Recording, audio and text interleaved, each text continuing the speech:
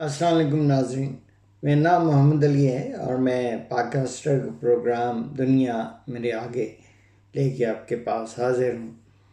آج کے جو اہم موضوعات ہیں ان میں بڑا موضوع ایک ایران کا پاکستان پر انپرووکڈ اٹیک ہے، اور دوسرا موضوع سپریم کورٹ آف پاکستان کا پی ٹی آئی کے الیکشن سمبل کے حوالے سے۔ تو پہلے چلتے ہیں ایران کی طرف۔ ایران نے بظاہر اگر ہم انٹرنیشنل میڈیا کو دیکھیں، جیسے بی سی ہے، وال اسٹریٹ جرنل ہے، الجزیرہ ہے اور اس طرح کے دوسرے، تو ہمیں یہ نظر آتا ہے کہ ایران بنیادی طور پہ یہ کوشش کر رہا ہے کہ وہ اپنی اس کوشش کو ایک بہادری کی کوشش کے طور پر ظاہر کرے۔ ظاہر ہے ان کا ایک کنزیومر بیس ہے جو ان کے ملک کے اندر ہے، ان کو بھی اپنی برادری کے لیے وہ شو کرا۔ اس دوران اس نے 3 مسلم ممالک کے اوپر اٹیک کیا، شام کے اوپر، عراق پہ اور پاکستان پہ۔ اب تینوں ممالک جو ہیں وہ مسلمان ممالک ہیں، اور ان میں سے 2 ملک تو ایسے ہیں جو شاہ ایران کا جواب دینے کے اہل نہیں ہیں، لیکن پاکستان بالکل اس قابل ہے کہ وہ اس کا اٹیک کا پراپرلی جواب بھی دے سکے اور اس کا اچھی طرح سے ناطقہ بند کر سکے۔ لیکن معاملہ یہ ہے کہ یہ ایسکلیشن جو ہے یہ ایران کے فائدہ میں تو ہے، پاکستان کے فائدہ میں نہیں ہے۔ لیکن سب سے بڑی بات جو چیز ایران کو اس حوالے سے، اور جو ہمارے دوست پرو ایران ہیں ان کو بھی سوچنا چاہیے کہ ایران کی منافقت کتنی بڑی ہے کہ ایک طرف وہ اسرائیل کو تباہ کرنے اور امریکہ کو مرگ بر امریکہ غرق کے نائل لگاتا ہے، اور دوسرے اٹیک وہ کرتا ہے مسلم ممالک کے اوپر۔ تو یہ ایک بہت بڑا المیہ ہے جو کہ ایران کو خود بھی دیکھنا چاہیے، اور اس کے جو کچھ حمایتی ہیں ان کو بھی دیکھنا چاہیے کہ یہ کوئی ایسا طریقہ نہیں ہے کہ آپ اپنی پبلک کا توجہ ہٹانے کے لیے ان ممالک کے اوپر جو آپ کے تعلقات جن سے اچھے ہیں یا جن کے ساتھ کوئی معاملہ ایسا نہیں ہے ان کے اوپر اٹیک کر رہے ہیں۔ دوسری بات، ان کی منافقت اس حوالے سے بھی بڑی ظاہر ہوتی ہے کہ ساؤتھ افریقہ واحد ملک ہے دنیا کا جس نے کہ اسرائیل کی جو جینوسائیڈ ہے غزہ میں اس کے بارے میں آواز اٹھائی ہے، اور اس معاملے کو لے کے انٹرنیشنل کورٹ آف جسٹس میں گئے۔ ایران کے پاس تو اتنی بھی ہمت نہیں، گو کہ باقی بھی جو سو کالڈ مسلمان ممالک ہیں ان کا بھی یہی حال ہے، لیکن باقی مسلمان جیسے پاکستان تھا پہلے نام لیتا تھا فلسطین کا، اب تو نہیں لیتا۔ تو ایران تو اب بھی لیتا ہے، اب بھی چیمپئن ہے، اور اس بات کی بڑی وہ کرتا بھی ہے، ڈرم بیٹ کرتا ہے جو وہ بھی کر رہا ہے۔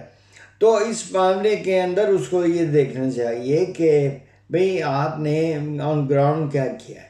تو یہ جناب ایران کا معاملہ تھا۔ اب ہم چلتے ہیں پی ٹی آئی کے طرف۔ تو جناب عالی، ہمیں اس پروگرام کو شاید آپ کو پاس 2 حصوں میں لانا پڑے، کیونکہ یہ تھوڑا سا شاید ایکسٹینڈیڈ موضوع ہو جائے۔ ہم نے 9 مئی کے بعد بھی کچھ عرصہ بعد یہ کوشش کی تھی کہ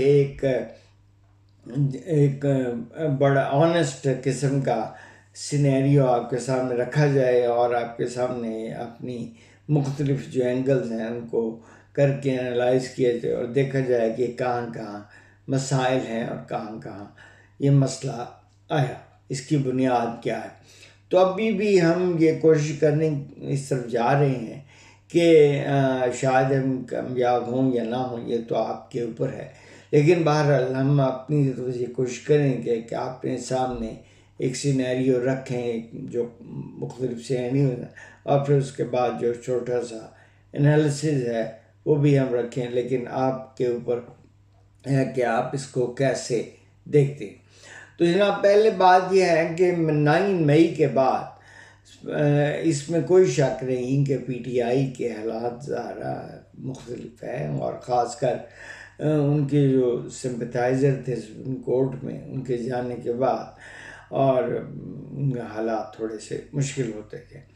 لیکن اب اس کے اندر جو دیکھنے والی بات یہ ہے کہ اس موجودہ جو فیصلہ آیا سپریم کورٹ آف پاکستان کا، جس میں کہ انہوں نے سپریم کورٹ آف پاکستان میں ان سے ایک جو واپس لے لیا ہے بلے کا نشان، تو اس سے پی ٹی آئی جو بحیثیت جماعت کے وہ محروم ہو گئی ہے الیکشن لڑنے کے. ظاہر ہے اس کا ایک نقصان تو ان کو ان کے ووٹرز کو یہ ہوگا کہ ان کو بھلے کا نشان نہیں ہے، اور پھر ان کے لوگ جو ہیں وہ بعد میں الیکشن کے بعد کسی طرح بھی جا سکتے ہیں.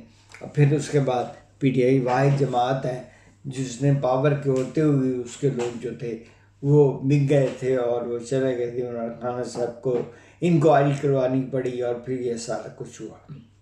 سینٹ کے الیکشن میں پشاور میں معاملہ ہوا. تو یہ ایک معاملہ. دوسرا معاملہ ان کا مشکلات یہ ہیں کہ جو ریزرو سیٹس ہیں جس کے اندر خواتین ریزرو سیٹ ہیں اقلیتوں کی ہیں اور دوسرے ٹیکنوکریٹس کی ہیں، ان کے اندر ان کو مسئلہ آئے گا. تو یہ ایک سینیریو تو ڈیفینیٹلی ڈیولپ ہو چکا ہے. اب اس کے بعد جو دیکھنے والی بات ہے کہ اصل میں یہ سارے معاملات ہوئے کیسے یا اس کے پیچھے کیا گیم ہے. ہمیں بظاہر کئی سارے ایک تو وہ سینیریو ہے جو کہ پی ٹی آئی کا میڈیا جو ہے وہ اپنے ووٹر سپورٹر کے لیے اپنی سپورٹ بیس کے لیے فراہم کرتا ہے. ڈیفینیٹلی ان کا جو سپورٹ بیس ہے وہ منوان اس سارے معاملے کو تسلیم کر لیتا ہے جو پی ٹی آئی کا میڈیا یا عمران خان صاحب کی طرف سے ان کے پاس پہنچتا ہے.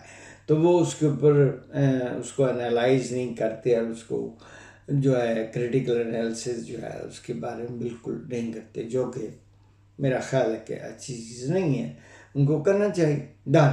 دوسرا جو معاملہ ہے وہ پی ٹی آئی کا جو میڈیا وہ نیریٹو بلڈ کرتا ہے، وہ کاؤنٹر نیریٹو ہے جو کہ ان کے مخالف کرتے ہیں ان کو کاؤنٹر کرنے کے لیے بلڈ کرتا ہے، یا ایک ایسا کاؤنٹر نیریٹو بلڈ کرتا ہے جو کہ آپ یہ کہہ لیں اگریسو ہوتا ہے اور جس سے وہ اس کو کاؤنٹر کرتے ہیں. تو لیکن یہ اب ظاہر ہے اس کے اندر بھی بیس جو ہوتی ہے وہ حقیقت پہ نہیں ہوتی، اس سامنے والے میڈیا کو کاؤنٹر کرنے کے لیے ہوتی ہے. تو بنیادی طور پہ یہ معاملہ بھی ایسا ہی چلتا ہے. اس کے بعد یہ جب سے ہم پہلے بھی کر چکے ہیں کہ اس میں کوئی شک نہیں ہے کہ post 9 May P T I کے لیے مشکلات بڑھی، خصوصاً عدلیہ کے حوالے سے. جب یہ معاملات ان کے فیور کے جو کافی سارے لوگ تھے وہ چلے گئے اور پھر کچھ جو لوگ تھے انہوں نے استعفیٰ بھی دے دیا، تو ڈیفینیٹلی ان کی سپورٹ بیس کم ہو گئی، جو کہ نہیں ہونی چاہیے. کسی بھی عدلیہ کو میرٹ کے اوپر فیصلہ کرنا چاہیے. لیکن پاکستان کی بدقسمتی کہ نواز شریف صاحب کے زمانے سے 1995 یا اس کے بعد سے یہ معاملات در آئے اور اس کی ابتدا کرنے والے نواز شریف ہیں، اور اس برائی کی ابتدا جو ہے وہ پاکستان کے اندر عدلیہ کو ملائن کرنے کی یا عدلیہ کو انفلوئنس کرنے کی نواز شریف صاحب نے رکھی. تو اب یہ وہ خود بھی بھگتے ہیں، پی ٹی آئی بھی بھگتی ہے، باقی لوگ بھی اس کو معاملات، اور پاکستان سے زیادہ پاکستان کے عوام نے اس کا نقصان اٹھایا ہے. تو اب ہم دیکھنا ہمیں یہ ہے کہ ٹھیک ہے جی پی ٹی آئی کی وہ بیس، لیکن کیا پی ٹی آئی جو ہے اس کو یہ معلوم نہیں تھا کہ اس کی سپورٹ بیس کم ہو گئی، اور پہلے آپ جو بھی الیکشن جو چیز بھی لے کے سپریم کورٹ میں جاتے تھے یا کورٹ میں جاتے تھے اس کو آپ کو ریلیف مل جاتا تھا، اور جب کہ آپ کا ہونا بہت مشکل ہے. تو پھر آپ کو بھی اپنے معاملات کو ہاؤس کو آرڈر کرنا چاہیے تھا. تو کیا آپ نے اپنے ہاؤس کو آرڈر میں رکھا؟ اب ہم اس چیز کو انالائز تھوڑا کریں گے کہ اگر آپ نے اپنا ہاؤس آرڈر میں ہی نہیں رکھا تو پھر آپ دوسرے پہ کیسے الزام لگا سکتے ہیں کہ جی اس نے، جب آپ کو معلوم ہے، چلیں 1 منٹ کے آپ یہی سمجھ لیں کہ جی وہ بیلنس لوگ نہیں ہیں، وہ ہاسٹائل ہیں. تو اگر ہاسٹائل ہیں تو پھر آپ کو اور احتیاط کرنی چاہیے تھی. تو آپ نے کوئی احتیاط نہیں کی، آپ کو 2017 کے اندر بھی آپ کا جو الیکشن سمبل تھا اس کو واپس لے لیا گیا. یہ ڈان کی نیوز ہے, رپورٹڈ نیوز ہے. اس کی بنیاد یہی تھی کہ آپ نے الیکشن نہیں کروائے تھے. پھر آپ کی جو گورنمنٹ کے دوران 2020 میں بھی آپ کو یہ دیا گیا, پھر آپ 1 سال دیا گیا. انہوں نے کہا کہ جی آپ کو 1 سال ملتا ہے, آپ نے کووڈ کی وجہ سے ٹھیک ہے جی. پھر آپ 2021 کے بعد آپ نے پھر الیکشن 2022 میں نہیں کرایا, 2023 میں نہیں کرایا. ٹھیک ہے, آپ ملائن آپ کر دیں, کاؤنٹر نیریٹو کرنے کے لیے آپ جو مرضی کر لیں. لیکن ایک بات کی جاتی ہے کہ جی وہ ANP کا سمبل, تو ANP کا کیس سینیریو ڈیفرنٹ ہے. انہوں نے وہ ابھی تک ان کے پاس 6 مہینے موجود ہیں جو آپ کے پاس ختم, وہ 6 مہینے انہوں نے دیے ہیں کہ یہ آپ مئی تک شاید الیکشن کروا کے اس کی رپورٹ اگر نہیں کریں گے تو ان کا ختم ہو جائے گا, جبکہ یہ آپ کے پاس یہ ٹائم پہلے سے ختم. اب آپ کو سمپل آپ کو احتیاط یہ کرنی تھی کہ آپ نے جو بھی آپ کو پتہ تھا کہ ہاسٹائل لوگ ہیں, اکبر اسبابر ہے یا اور اس طرح کے لوگ ہیں جو آپ آنکھیں لگائے اوپر آپ کے بیٹھے ہیں, تو آپ کو تو پھر اور احتیاط کرنی چاہیے.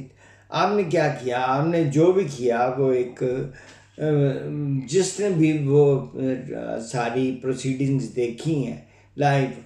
اب ٹھیک ہے, اگر آپ 22 ہو کے سوچتے ہیں تو الگ بات ہے, لیکن اگر آپ بیلنس ویو رکھتے ہیں تو پھر آپ کو نظر آ رہا تھا کہ یہ ڈسیزن کیا آئے گا, کیونکہ آپ کے لائرز کے پاس ان چھوٹے چھوٹے معاملات کا جواب بھی نہیں تھا. تو افسوس اس بات کا ہے کہ وہ عمران خان صاحب نے جن لوگوں کے حوالے پارٹی کو کیا وہ لائرز ہیں. تو کیا لائرز کو یہ اندازہ نہیں تھا کہ کورٹ جو ہے ان کو اس طرح کے معاملات پوچھے گی اور اس طرح کی, تو انہوں نے کس چیز کے اپنا کیس کو بلڈ کیا. تو بنیادی طور پہ یہ انالیسس کرنے کی ضرورت ہے کہ آیا یہ جو لائرز ہیں انہوں نے کیا گیم کھیلی ہے, کیا انہوں نے PTI کی فیور کے لیے گیم کھیلی ہے, PTI کے اگینسٹ گیم کھیلی ہے. تو میرے خیال سے اگر آپ انالائز کریں تو اس وقت PTI کے اندر جو پرانی اور جو لائر ہیں وہ حامد خان ہیں. اس کے بعد جو یہ نئے لوگ آئے, گوہر خان آئے جن کو بنا دیا گیا, پھر یہ ایک نئے صاحب اور آئے جو شعیب شاہین ہے, وہ کچھ تھوڑے ریزنبل آدمی ہیں, پھر ایک وہ کوئی مروت صاحب ہے. تو اب معاملہ یہ ہے کہ وہ مروت صاحب شعیب شاہین کو غدار کہتے ہیں, وہ ان کو کہتے ہیں. تو اب اس کے بعد وہ ایک دوسرے کو سر عام بیٹھ کے گالیاں بھی دے. اب حامد خان جیسے جو صاحب ہیں جو کہ جنہوں نے ہمیشہ جو لائل رہے PTI کے ساتھ, ان کو بھی آپ جو شیر افضل صاحب کے لوگ جو ہیں وہ گالیاں دیتے ہیں. تو اس کا مطلب کیا ہے کہ PTI کی جو مین جو PTI کا کنٹرول ہے وہ شاید ان لوگوں کے پاس موجود ہے جو حامد خان گروپ کے لوگ نہیں ہیں, جو پارٹی سے شاید جن کی لائلٹی ٹیسٹڈ نہیں ہے. میں یہ نہیں کہتا کہ وہ لائل نہیں ہوں گے, اللہ بہتر جانتا ہے کسی دلوں کو معاملہ, لیکن ان کی لائلٹی ٹیسٹڈ نہیں ہے.